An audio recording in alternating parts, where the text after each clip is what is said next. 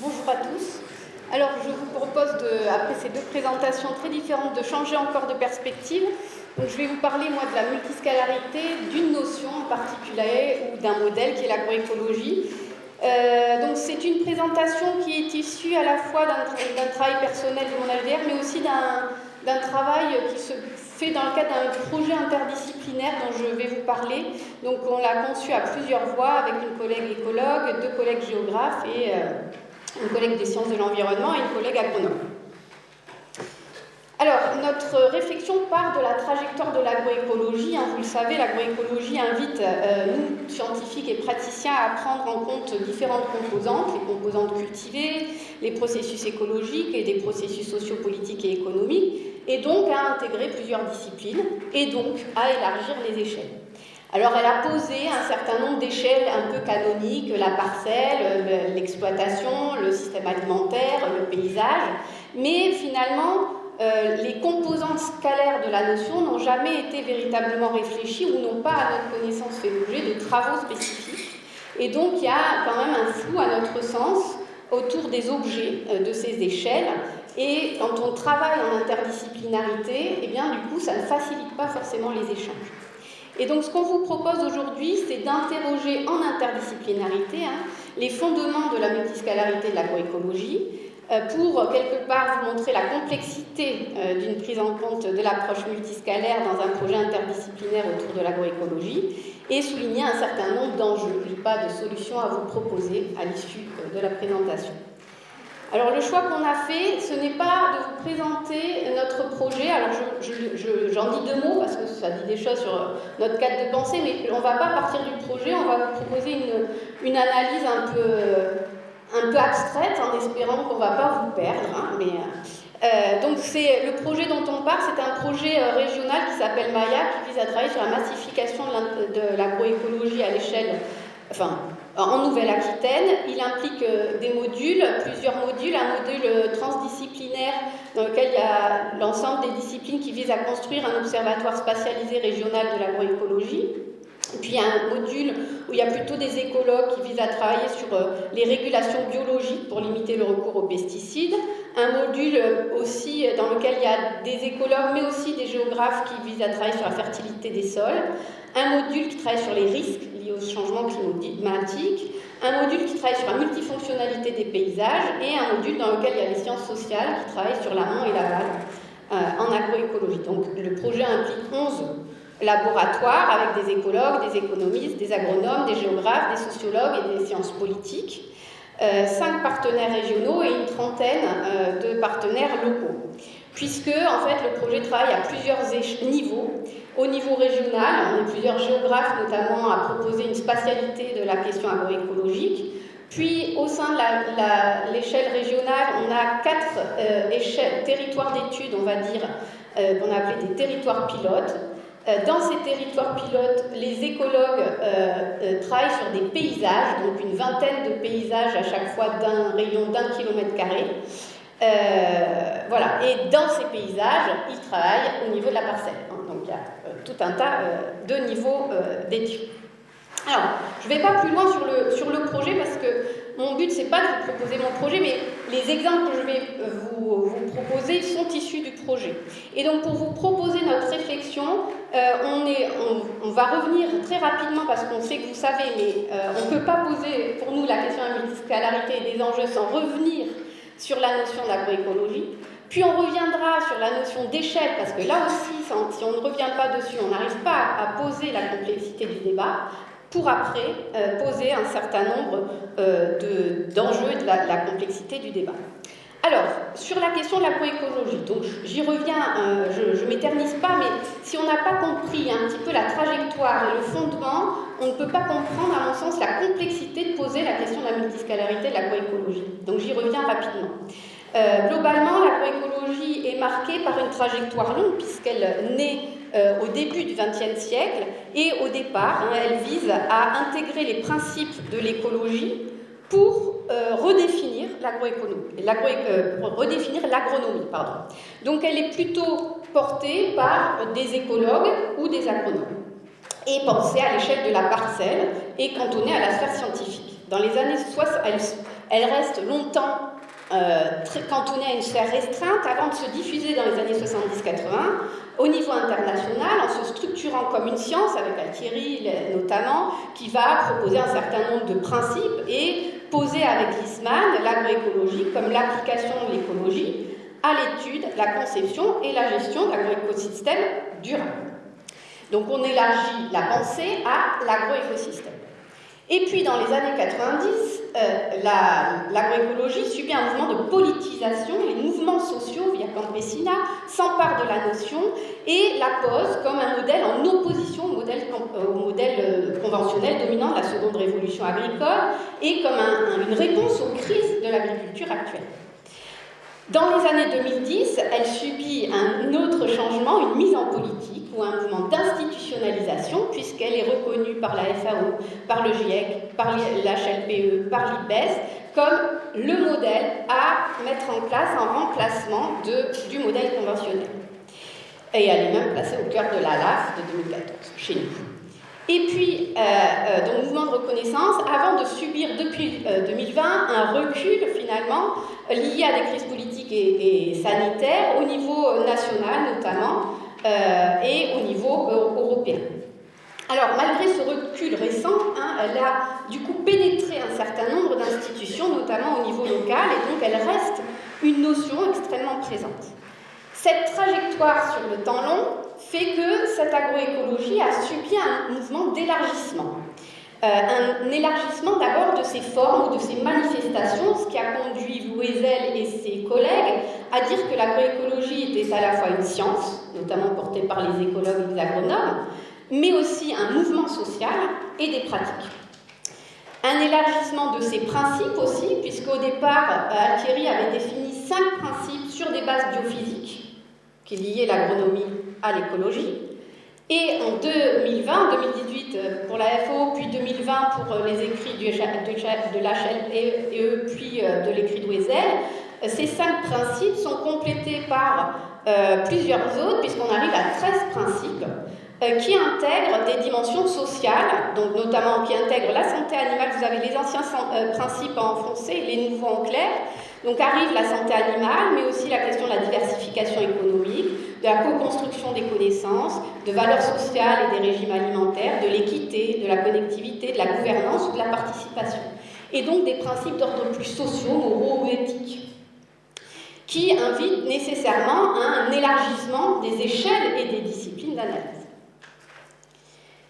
À cet élargissement des principes correspond un élargissement des processus pris en compte. Au début, les processus qui sont pris en compte sont essentiellement d'ordre agronomique et biophysique.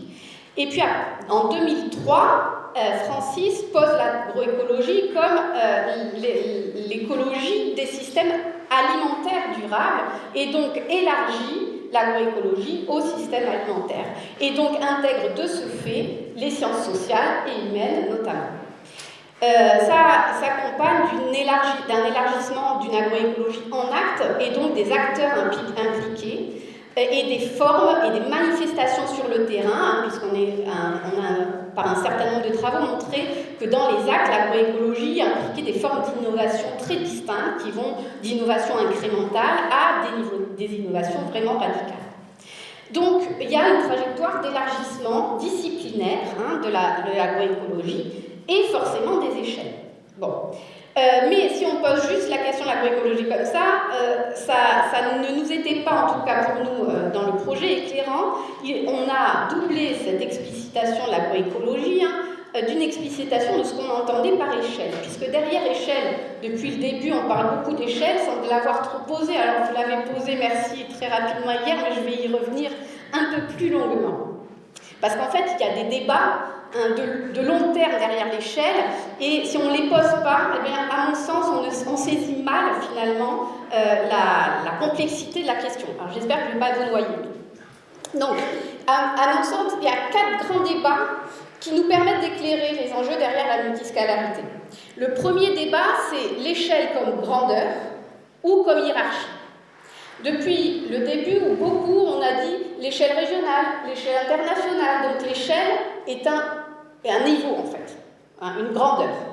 Et ça, c'est hérité de la tradition cartographique où on traduisait finalement, par une échelle cartographique, une étendue, une superficie. Mais il y a eu une évolution qui, progressivement, a amené à poser l'échelle, non pas simplement comme une grandeur, une taille, un niveau, un degré, mais comme une hiérarchie de niveaux, de grandeur et de degrés. Et donc, en le posant comme ça, l'échelle intègre à la fois le niveau, la taille étendue et les relations entre ces niveaux et cette taille et ces étendues. Donc, elle a trois facettes. Le niveau, la taille et les relations. C'est comme ça qu'on le pose, nous montre. Deuxième débat, le statut de l'échelle. L'échelle est tantôt une échelle d'analyse, une échelle scientifique que nous utilisons, nous, pour observer un phénomène, tantôt une échelle d'action mise en place par des acteurs, soit pour appliquer, mettre en place une action, soit pour regarder la répercussion d'une action, soit pour planifier une action. D'accord ? Et là encore, quand on parle d'échelle, on ne sait plus toujours, et en fonction des objets, on est parfois dans une catégorie d'analyse, parfois dans une échelle d'action, ce qui ne facilite pas, là encore, le dialogue. Troisième débat, l'échelle est parfois visée dans une perspective constructiviste ou heuristique, et d'autres fois dans une perspective réaliste ou ontologique. Je m'explique, excusez-moi. C'est-à-dire que, pour nous, en sciences sociales, l'échelle est une construction politique, sociale, scientifique, d'accord, qui est mise en place dans une perspective analytique ou dans une perspective pragmatique. En sciences exactes, souvent, l'échelle est réaliste, c'est-à-dire qu'on considère qu'elle fait référence à des dimensions objectives. Elle n'est pas construite, elle est là, point. Et donc, quand on discute entre sciences sociales et sciences écologiques, eh ben, on a forcément déjà un décalage, puisqu'on n'est pas dans la même visée ou perspective de l'échelle. Enfin, dernier débat, qui n'est pas souvent posé, mais les échelles ont des natures. Donc, on a des échelles d'ordre qui font référence à des processus physiques, des processus chimiques, économiques, sociologiques, politiques. Et chacun de ces processus peuvent faire l'objet de types de gradients qui sont différents. C'est-à-dire, je peux regarder un processus biologique avec un gradient spatial. Mais tout à l'heure, le collègue disait on pourrait aussi le regarder avec un gradient temporel, voire un gradient organisationnel, ou un gradient numérique. Et à chaque fois, ce n'est pas la même chose. Et souvent, on confond le type de processus et le type de gradient, et tout ça est le même objet d'étude. Bon. Déjà, je vous ai embrouillé et j'ai toujours pas mis l'agroécologie. Alors, ça n'est déjà pas si simple, juste encore on pense échelle, mais si on remet de l'agroécologie, ça complique encore les choses. Donc, je remets l'agroécologie. Alors, vous allez me dire, mais attendez, en agronomie, c'est pas nouveau de penser la multiscalarité des échelles. Vous avez raison, l'agronomie systémique ou l'agriculture comparée a pensé depuis longtemps la multiscalarité et les principes de l'agroécologie. Voilà. Donc il y a déjà une réflexion existante. Mais à notre sens, d'une part les principes de l'agroécologie, qui sont, on l'a dit, interdisciplinaires, et d'autre part les théories des transitions renouvellent les enjeux qu'il y a derrière les échelles, la façon dont il faut prendre en compte les échelles et certains niveaux ou types d'échelles à prendre en compte. On s'explique. Alors, d'abord les théories des transitions. Là, pour le premier élément de complexité est posé par les théories des transitions. On l'a évoqué à plusieurs reprises. Les théories des transitions, elles soulignent, elles affirment la multiscalarité du changement. Le changement est multiscalaire et Gibbs nous dit, on l'a dit à plusieurs fois, il y a 3 niveaux scalaires qui sont aspatiaux et organisationnels, la niche, le paysage et le régime. Chose auxquelles les géographes du mouvement GHOST, donc de géographie des transitions, répondent « Attention, les niveaux de Gibbs sont aspatiaux ». C'est-à-dire qu'on peut envisager une niche au niveau local, au niveau international, au niveau national. Il n'y a pas d'échelle spatiale derrière les niveaux de Gibbs. Donc il est important de reposer des niveaux aussi spatiaux. Il y a dans les transitions une dimension spatiale et non pas juste une dimension organisationnelle. Et à ceci, Glissman ajoute une autre façon de poser les choses. Il distingue 5 niveaux de la transition agroécologique qui vont de l'incrémental au transformationnel. Et en fait, dans ces niveaux, il y mélange des gradients qui sont temporels, des gradients qui sont organisationnels et des gradients qui sont spatiaux. Donc, bon, à part ce mélange, ce que nous disent ces théories des transitions, c'est que finalement, dans les processus de changement, il y a à prendre en compte des échelles d'action d'ordre temporel, organisationnel et spatial. Premier niveau de complexité. Deuxième niveau de complexité, c'est lié à l'échelle méso. Les théories des transitions revalorisent une échelle en parcours, un niveau qui est le niveau méso. Ils nous disent le niveau méso est particulièrement important dans les transitions parce que c'est une échelle d'action, un lieu d'application du top-down des politiques nationales. Donc, d'une part, mais aussi parce que c'est un niveau adapté à la mise en œuvre des transitions. Donc, c'est une échelle d'action importante des transitions, ce niveau méso. Et ils nous disent aussi que c'est une échelle d'analyse importante puisque ça nous permet de saisir des processus de transition, notamment Claire Lamy nous montre comment ce niveau méso permet de saisir les coalitions d'acteurs, ou Cohen nous montre que c'est un niveau important pour saisir les avantages comparatifs institutionnels, le poids des infrastructures préexistantes, peu importe, c'est un niveau qui est heuristique et qui permet en plus de saisir l'impact de certaines pratiques agricoles. Donc c'est un rail, un moteur de changement et un niveau d'analyse pertinent. Sauf que ce niveau méso est jamais explicité, on ne sait pas sa taille, on ne sait pas ses limites, on ne sait pas ses logiques de délimitation. Donc il y a un flou assez considérable derrière ce niveau méso. L'autre élément de complexité vient des principes même de l'agroécologie. L'agroécologie, par définition, je vous l'ai dit, en s'élargissant, qu'elle fait référence à des niveaux, à plusieurs niveaux liés les uns aux autres. Donc, par exemple, les premiers principes qu'on a en bas, là, qui étaient énoncés plutôt par les écologues et les agronomes, font référence au niveau auquel les processus écosystémiques et biophysiques se déroulent. Et donc, c'est le niveau de la parcelle, du paysage, du bassin versant. Mais si on s'intéresse plutôt au flux, alors on peut aussi prendre en compte des niveaux plutôt organisationnels d'interaction locale, d'accord, autour de ces principes de départ. Avec l'élargissement à des principes sociaux, les 7 à 13, les niveaux invitent à travailler à l'échelle des organisations locales, mais aussi nationales, voire internationales, sur des questions de gouvernance, par exemple. Donc, à prendre en compte différents niveaux liés à la pluridisciplinarité de l'agroécologie. Donc, l'autre enjeu de l'agroécologie, c'est bien évidemment articuler, donc prendre en compte ces différents niveaux et les articuler. Premier niveau des difficultés. Deuxième niveau des difficultés, c'est que ces niveaux de l'agroécologie, j'espère que je ne vous perds pas, font référence à des natures d'échelle qui ne sont pas toujours les mêmes et qui sont différentes. Quand je vous parle de biodiversité, on fait référence à des processus biologiques. Quand je vous parle de la synergie, il y a les processus biologiques, mais aussi des processus physiques, voire sociaux. Et quand je vous parle de gouvernance, on fait référence à des processus sociopolitiques. Donc la nature des processus à prendre en compte par l'agroécologie est très différente. Or, chacun de ces principes, et là, excusez ma présentation, c'est pour montrer la complexité, vous n'arriverez pas à tout lire, c'est en cours de construction et j'espère que je ne choquerai personne avec cette première proposition, mais en fait, chaque nature de processus a ses propres échelles. Donc on a, et selon des gradients, je vous ai dit, différents. Donc on a essayé de faire l'exercice un peu théorique, de placer sur un gradient spatial les différentes échelles des différents processus qui sont impliqués dans l'agroécologie, selon des gradients spatiaux.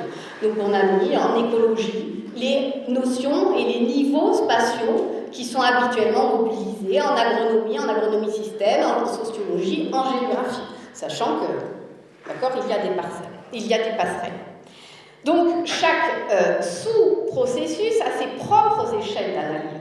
Donc, qui ne correspondent pas toujours. Hein. Et donc, quand on travaille en interdisciplinarité, hein, l'idée est aussi d'arriver à passer de l'échelle d'un processus de telle nature au niveau d'un processus d'une nature qui est différente. Enfin, pour terminer ma complexité, les statuts à prendre en compte des échelles sont différents. Parfois, l'échelle, je vous ai dit, est d'action.